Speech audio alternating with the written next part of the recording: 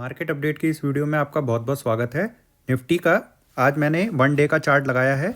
इसमें एक बड़ा ओवरव्यू जानने की कोशिश करेंगे कि मार्केट अभी कहाँ पे चल रही है। पिछले अक्टूबर में यानी पिछले साल अक्टूबर की बात है जब यहाँ पे एक टॉप बना था जो कि 18,600 के आसपास का था और वहाँ से हमने लगातार करेक्शन ही देखी है। इसके बाद निफ्टी यहाँ से देखिए नीचे गिरती हुई फिर ऊपर आई, फिर नीचे गिरी, फिर ऊपर आई और फाइनली ये जो बॉटम बना था परमानेंट वाला वो 15,183 के पास बना था। उसके बाद यहाँ पे जुलाई के आसपास से एक ट्रेंड की शुरुआत हुई थी जिसको हम उस समय बाउंस ही मान रहे थे, पर अब जो है चीज़ें बदल गई हैं और ये एक ट्रेंड में कन्वर्ट होता हुआ दिख रहा है। हालांकि जब ये वाला बाउंस आ रहा था यानी ये जो ऊपर की तरफ जा रहा था तब भी शुरुआती फेजेस में कई लोगों को यही लग रहा था कि बाउंस है, पर उस समय जब हम ग्रुप पर डिस्कशन कर रहे थे तब ये बताया था कि ये परमानेंट बॉटम यहीं पर बन चुकी है। और उसके बाद हमने काउंटिंग ये रखी थी कि इसको 1 मान रहे थे, इसको 2, ये 3, 4 और 5। तो ये जो 5 यहाँ तक मार्क किया है वो पूरी 5 वेव जो है मिला के एक वेव 1 बन जाती हैं। और उसके बाद ये जो ABC फॉर्म में नीचे की तरफ आया है जिसको मैं यहाँ पे ड्रॉ कर देता हूँ ABC, इसको यहाँ पे करेक्शन पूरा करने के बाद 2 मार्क करेंगे। उसके बाद से यहाँ से एक 3 वेव शुरू होनी चाहिए जो कि सबसे बड़ी होती है। इलियट वेव में यही बताया जाता है कि जब वेव 1 कंप्लीट हो जाए, वेव 2 कंप्लीट हो जाए, उसके बाद एक सबसे बड़ी वेव बनती है वेव 3, जो कि हमेशा वेव 1 के बराबर या उससे बड़ी तो बनेगी ही बनेगी। तो इस केस में यदि हम देखें तो यहाँ से अगर वेव 3 की शुरुआत यदि हो चुकी है तो वेव 3 के अंदर जो प्रोजेक्शन हम निकाल सकते हैं तो आपको फिबोनाची एक्सटेंशन टूल लगाना पड़ेगा। उसका एक पॉइंट आप यहाँ पर रखेंगे, एक पॉइंट आप यहाँ पर रखेंगे और थर्ड पॉइंट यहाँ पे रखेंगे। उसमें 3 पॉइंट लगाने का ऑप्शन आता है। जब आप ऐसा लगा देंगे तो उसके बाद आपको लेवल्स देखने को मिलेंगे कि कितने परसेंट पे कौन सा लेवल है। तो जहाँ पे 1 लिखा होगा वो 100% वाला लेवल होता है जो कि अभी 19,660 के आसपास आ रहा है। और एक जो लेवल है आपका 21,460 का वो 161% का लेवल है। तो 1 और 2 पे जब इस तरह से हम एक्सटेंशन लगाते हैं तो जो थर्ड वेव होती है वो एटलीस्ट 100% तक प्रोजेक्ट होती है और उसके ऊपर भी यदि निकलने लगे तो 161 का जो लेवल है वो वाला भी अचीव हो जाता है। तो अभी हमको ये देखने में आ रहा है कि यहाँ से इस जगह से एक ट्रेंड दोबारा से एक नया शुरू हुआ है जो कि वेव 3 ही हो सकती है। अब यदि यहाँ से थर्ड वेव की शुरुआत यदि हुई है तो थर्ड के अंदर भी जैसे ये है, यहाँ पे एक ड्रॉ करके आपको दिखा देता हूँ। ये देखिए ये 1, 2 और ये 3 वेव, ये 4th वेव और ये 5th वेव। तो इसके अंदर जो 3 वेव होगी उसके अंदर भी 5 वेव्स आपको देखने को मिलेंगी। तो ये जो थर्ड वेव है उसका जो है फर्स्ट वेव ये है, यानी इसको 3 का 1 मैं मार्क कर देता हूँ। यहाँ से थोड़ा ऊपर जाने के बाद यहाँ से थोड़ा नीचे आएगा, इसको हम 3 का 2 मार्क करेंगे। उसके बाद यहाँ से ऊपर तेज़ी से जाएगा जिसको हम 3 का 3 मार्क करेंगे। फिर यहाँ से एक 3 का 4 बनेगा और फिर यहाँ से जो ऊपर की तरफ जाएगा ये 3 का 5 बनेगा। तो यहाँ पे 161% के लेवल तक जा सकता है जो कि 21,000 का लेवल है। इसके बाद फिर हमें एक बड़ी करेक्शन देखने को मिलेगी। तो फिलहाल जो प्रोजेक्शन है यदि हम ये मान के चलें कि यहाँ से ये 3 का 1 ही है जो ये चल रहा है तो उसके हिसाब से ये प्रोजेक्शन निकल के आते हैं। तो इसको आप अभी इसी हिसाब से देख सकते हैं कि एक बड़े तेज़ी की शुरुआत होने वाली है। तो 3 का 2 अभी पेंडिंग है, ये अभी ध्यान रखना है, क्योंकि अगर आप इस प्रोजेक्शन को देखेंगे तो आपको ये लगेगा कि जब ये ऊपर जाने ही वाला इंडेक्स तो हम फटाफट इन्वेस्टमेंट कर देते हैं। पर आपको उससे पहले ये भी देखना होगा कि यहाँ से एक रिट्रेसमेंट बाकी है जो कि 18,000 के लेवल तक नीचे आ सकता है, जो कि थर्ड का सेकंड होगा। उसके बाद फिर एक बहुत बड़ी तेज़ी बनेगी जिसमें तेज़ी से 20,000 तो एटलीस्ट क्रॉस हो ही जाएगा। तो इसके हिसाब से अभी आपको प्लानिंग करके चलना है। निफ्टी के वन डे के चार्ट को ही यहाँ पे थोड़ा सा जूम करके लगा दिया है। यहाँ से हम कह रहे थे कि वेव 3 शुरू होने वाली है क्योंकि इसको हम 1 मार्क कर रहे थे, यहाँ पे 2 मार्क कर दिया था और यहाँ से जो 3 का 1 है इसको हम 3 का 1 बोल रहे हैं इस पूरे को। तो वो उसके अंदर भी हमें 5 वेव देखने को मिल रही हैं क्या, वो भी देख लेते हैं। 1, 2 और यहाँ से ये बन गया 3, ये बन गया 4 और यहाँ पे ये 5 के लिए प्रोसीड कर रहा है जो कि 18,700 के आसपास तक जा सकता है। एक बार ऑल टाइम हाई के ऊपर चला जाएगा ये, वहाँ पे जहाँ से भी हमको रिवर्सल दिखाई देगा 3 का 1 मार्क करेंगे। उसके बाद फिर क्योंकि यहाँ पे 5 वेव कंप्लीट हो जाएंगी तो एक छोटी ABC करेक्शन बनेगी जो कि इस फॉर्म में नीचे की तरफ आ सकता है और यहाँ पे जो कोई गैप है इसको भी फिल कर सकता है। तो यहाँ तक आएगा तो यहाँ पे अगर सपोर्ट बनती हुई दिखती है तो हम 3 का 2 यहाँ पे मार्क कर देंगे।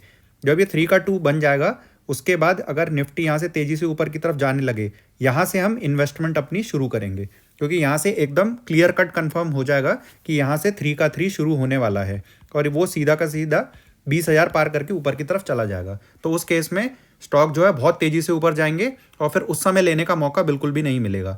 अभी क्या है, एकदम एग्रेसिव इन्वेस्टमेंट नहीं करनी है, क्योंकि 3 का 1 कंप्लीट होने वाला है, तो यहाँ पे 5th वेव कंप्लीट होगी तो फिर ये नीचे की तरफ आ जाएगा। तो बस ये समझिए कि वो वाला समय बहुत पास है जहाँ से बहुत बड़ी तेज़ी बनने वाली है। हो सकता है कि 15-20 दिन का समय और बाकी हो, और उसके बाद आप खुद ही देखेंगे कि आपका पूरा जो पोर्टफोलियो है वो बहुत तेज़ी से ऊपर जाना शुरू कर देगा। एक बार मिड स्मॉल 400 इंडेक्स की भी बात कर लेते हैं। इसका 1 डे का चार्ट लगाया हुआ है।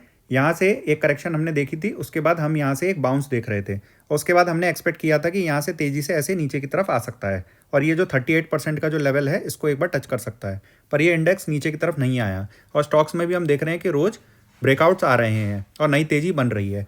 तो अब हम क्या अनुमान लगा सकते हैं? हम यही देख सकते हैं कि यदि अब निफ्टी में यदि एक छोटा टॉप बनता है, जो अभी हम बात कर रहे थे, तो उस केस में ये भी थोड़ा सा ऊपर जाके फिर यहाँ से यहाँ पे आ सकता है। तो यहाँ पे हमको ये देखने को मिलेगा कि यहाँ पे एक ट्रायंगुलर टाइप का सा स्ट्रक्चर बन जाएगा, और यहीं पे ये रेंज बनाने के बाद तेज़ी से ब्रेकआउट कर देगा, और जब ये ब्रेकआउट करेगा तो स्टॉक्स में भी बहुत तेज़ स्पीड बननी शुरू हो जाएगी।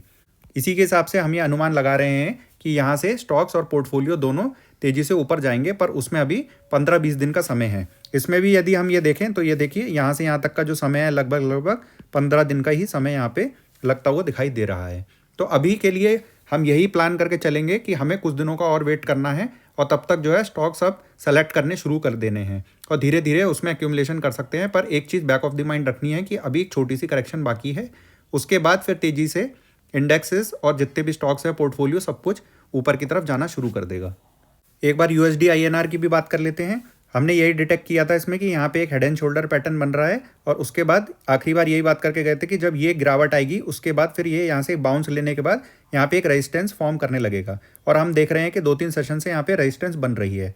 अगर यहाँ से ये तेज़ी से नीचे की तरफ आने लगता है और ये 200 डेज़ के SMA को टच कर लेता है, तो उस केस में रुपया स्ट्रांग होगा, तो उस वजह से जितने भी स्टॉक्स हैं वो भी ऊपर की तरफ जाने लगेंगे, क्योंकि जो डॉलर होता है, ये वाला जो इंडेक्स होता है इसका, और हमारे जो मार्केट्स होते हैं उसमें रिवर्स रिलेशनशिप होता है। यानी ये अगर नीचे की तरफ आने लगेगा तो मार्केट ऊपर की तरफ जाना शुरू कर देंगे। तो उस हिसाब से भी देखा जाए तो इसमें भी बड़ी तेज़ी बनने वाली है, इसलिए मार्केट भी ऊपर की तरफ यहाँ से जा सकते हैं। डाउ जोन्स का यहाँ पे 1 डे का चार्ट लगा दिया है। इसमें हम आखिरी बार ये बात करके गए थे कि यदि ये 200 SMA पे सपोर्ट लेके ऊपर की तरफ जाएगा तो एटलीस्ट इस वाले लेवल तक तो आ ही जाएगा, जो कि 34,000 का लेवल है। आज हमने देखा है कि इसने 34,000 के लेवल को टच कर लिया है। अब आगे इसमें क्या पॉसिबिलिटी बन सकती है? यदि ये यहाँ से रेजिस्टेंस लेता है तो हमारे इंडेक्सेस जो भी होंगे वो भी थोड़ा सा नीचे की तरफ आएंगे, जो कि हम बात कर ही रहे हैं। उसके बाद ये भी थोड़ा नीचे की तरफ आ सकता है, हो सकता है कि दोबारा ये इस पर एक बार रीटेस्टिंग करने आ जाए, और उसके बाद फिर तेज़ी से ऊपर की तरफ ये भी जाने लगेगा, और हमें फिर यही दिखेगा कि इंटरनेशनल मार्केट भी तेज़ी में आ चुके हैं। और अगर ये यहाँ पे रेजिस्टेंस नहीं लेता है और थोड़ा सा ऊपर ऐसे ही चला जाता है, तो अगला जो लेवल होगा वो ये वाला लेवल होगा, जो कि 35,000 से थोड़ा सा ऊपर का लेवल है। यहाँ तक जाने के बाद एक बार फिर इसको नीचे आना ही है, क्योंकि वो करेक्शन इसको कंप्लीट करनी ही है। तो उस केस में हमारे इंडेक्सेस और जो इंटरनेशनल मार्केट है वो दोनों ही नीचे आएंगे, पर इतना नीचे नहीं आएंगे कि बहुत ज़्यादा उसमें हमको लॉस दिखने लगेगा। आज आपके लिए एक स्टॉक लेके आए हैं, क्रेडिट एक्सिस ग्रामीण के नाम से है। ये लोन देने वाली कंपनी की तरह ही है। तो इसमें आप ये देखेंगे कि इसमें एक चार्ट स्ट्रक्चर बन रहा है, जो कि काफ़ी रिलायबल स्ट्रक्चर मेरे हिसाब से है, क्योंकि जब भी मैंने ये वाला स्ट्रक्चर बनते हुए देखा है तो उसके बाद बहुत बड़ी तेज़ी ही मैंने देखी है। तो इसमें देखते हैं कि ऐसा क्या हमको दिख रहा है। ये मार्च की बात है, इसी साल यहाँ पे एक बॉटम बना था, उसके बाद ये तेज़ी से ऊपर की तरफ आया, और उस समय इसका जो प्राइस था वो 650 के आसपास हुआ करता था। उसके बाद ये सीधे सीधे 1100 तक आ गया था। उसके बाद से यहाँ पे करेक्शन में चला गया था। और करेक्शन इसने किस तरह की है वो ये देखिए। यहाँ पे 0 मार्क करेंगे, यहाँ पे ये ए वेव है, ये बी है, ये सी है, ये डी है, और यहाँ पे अभी ई फॉर्म होनी बाकी है। तो ये एक ट्रायंगुलर करेक्शन है। ये देखिए, यहाँ से एक लाइन ऐसी ट्रेंड लाइन यूँ आ जाएगी और इधर से एक लाइन ऐसी आ जाएगी। तो जब ये ट्रायंगुलर करेक्शन जो होती है, इसका ब्रेकआउट आता है तो बहुत तेज़ी से आता है, और इसमें टारगेट्स बहुत जल्दी अचीव हो जाते हैं। तो जो ये ई वेव होती है आखिरी वाली, इसकी एक कैरेक्टरिस्टिक होता है कि ये हमेशा सी वेव के बॉटम तक आ ही जाता है। तो यहाँ से जो प्राइस है वो थोड़ा सा नीचे ज़रूर आएगा यहाँ तक, और अगर यहाँ से सपोर्ट लेने के बाद यदि इस ट्रेंड लाइन को, जो ये वाली ट्रेंड लाइन है, इसको तेज़ी से ऊपर की तरफ काट देता है, और अगर हमें यहाँ पे वॉल्यूम्स ज़्यादा देखने को मिल जाते हैं, तो हम यहाँ से कन्फर्मली ये बोल पाएंगे कि अगले 3-4 महीने में इसमें 1400 के टारगेट अचीव हो जाएंगे।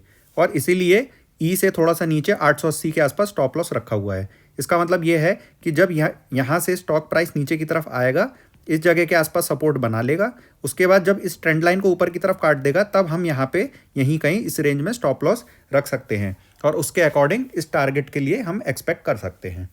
पर आपको ये बता देना चाहता हूँ कि यहाँ पे किसी भी तरह की कोई भी रिकमेंडेशन आपको नहीं दी जाती है, ना ही कोई आपको टिप दी जा रही है कि आपको स्टॉक में इन्वेस्ट करना चाहिए या नहीं करना चाहिए। ये कम्प्लीटली आप ही का फैसला होता है और अगर आपको नहीं पता है कि इसमें इन्वेस्ट करना है कि नहीं करना तो आप किसी भी क्वालिफाइड फाइनेंशियल एडवाइज़र से ज़रूर संपर्क कर लीजिएगा और उनके कहने पर ही इन्वेस्ट कीजिए। और अगर आप सिर्फ इसको स्टडी पर्पस से देखना चाहते हैं तो इसको वॉच लिस्ट में रख के ज़रूर इसको मॉनिटर कर सकते हैं कि ये अकॉर्डिंग टू स्टडी चल रहा है या नहीं। यहाँ पे सिर्फ आपको सिखाने के पर्पस से बताया है कि इस तरह की मूवमेंट इसमें बन सकती है, जिससे आपको मार्केट के अंदर पैटर्न्स को ब्रेकआउट से पहले समझने में मदद मिलती है। तो अगर आपको ये वाली वीडियो पसंद आई है तो इस वीडियो को लाइक कर दीजिए और हमारे चैनल को सब्सक्राइब कर दीजिए। अगर आपने अभी तक हमारा फ्री टेलीग्राम चैनल ज्वाइन नहीं किया है तो उसको ज्वाइन कर लीजिए, उसका लिंक डिस्क्रिप्शन बॉक्स के अंदर दिया हुआ है। अगर आपने अभी तक कोई भी अपना डीमैट अकाउंट नहीं खुलवा रखा है या हमारे चैनल को सपोर्ट करना चाहते हैं तो हमारे डिस्क्रिप्शन बॉक्स में डीमैट अकाउंट खुलवाने के लिए लिंक दे रखी है, उसके थ्रू आप एक डीमैट अकाउंट अपना खुलवा सकते हैं, जिससे इस चैनल की थोड़ी सी मदद भी हो जाती है। इस वीडियो को अपने दोस्तों के साथ भी ज़रूर शेयर कर दीजिएगा। Thank you.